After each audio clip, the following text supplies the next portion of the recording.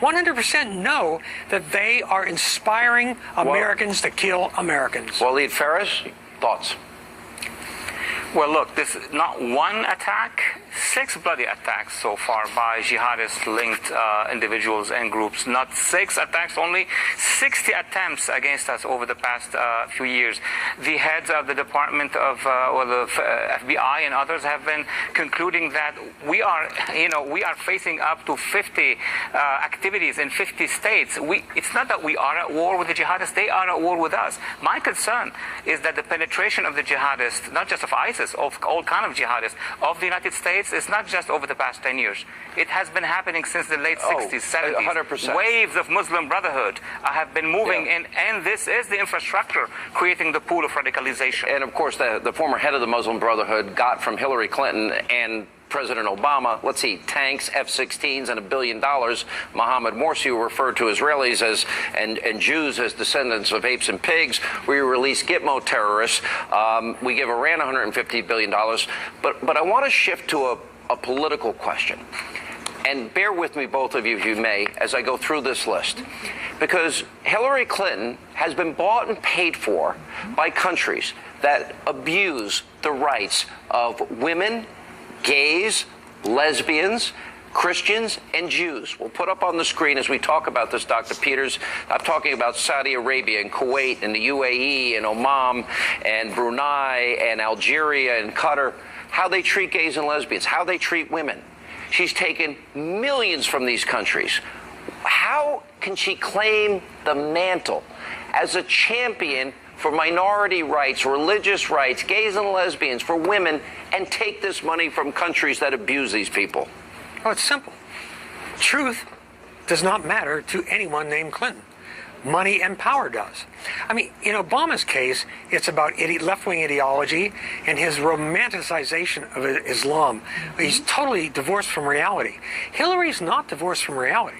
She's fastened tightly. So she's just got sold a tight out. grip on it. She sold out, and what's pathetic is this President blood money? Clinton sold out.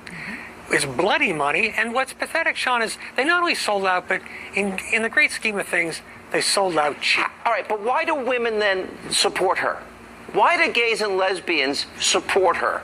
Donald Trump didn't take money from these countries. He has the courage to say that we're not going to take people from your country because of the horrible practices against minorities. Walid? Well, what concerns me, of course, there's this issue of donations coming to the private foundation. That has to be investigated, of course, in terms of favors being done. But what concerns me is the policy of Mrs. Clinton when she was at the State Department. Policy of backing Islamist militias in Libya, in Tunisia, backing the Muslim Brotherhood regime in Egypt, and all of these have oppressed people. And backing, above all of that, the Iran deal. And we know what the Iranian regime is doing to minorities, to women, to gays, and to others. Yeah, and Lieutenant Colonel Peters, they gave $150 billion to Iran. They created the vacuum for ISIS in Syria. They created the vacuum for the emergence of ISIS in Iraq and Syria. They let Gitmo terrorists go free back into the battlefield. They give money to the former Mohammed Morsi, former Muslim Brotherhood president. It is, how could you be so wrong so often, and the issue of Syrian refugees on top of it?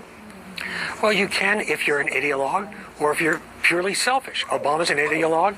Clinton is purely selfish. And, you know, what really troubles me is the thorough lack of integrity and the willingness to just abandon real minority groups, really persecuted groups such as, again, the Christians in the Middle East. We've watched blithely, and the Obama administration's watched blithely, as 2,000 years of Christian civilization in the Middle East has been all but eradicated, and none of them care.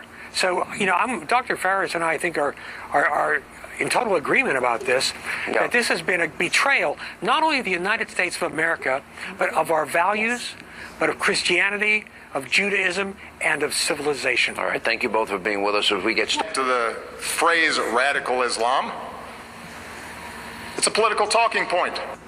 A petulant President Obama lashing out at Republicans for daring to criticize his failed strategy to defeat ISIS. We'll check in with Dr. Zuhdi Jasser, KT McFarland. They're here with reaction. We have to stop, on a temporary basis at least, but we have to stop people from pouring into our country. We have to stop it. In the aftermath of the Orlando terror attack, Donald Trump, he blasts the plan to let even more Syrian refugees into the country, especially because our intelligence officials are warning that ISIS will infiltrate that population. That and more on the special edition of Hannity. Jihad in America continues.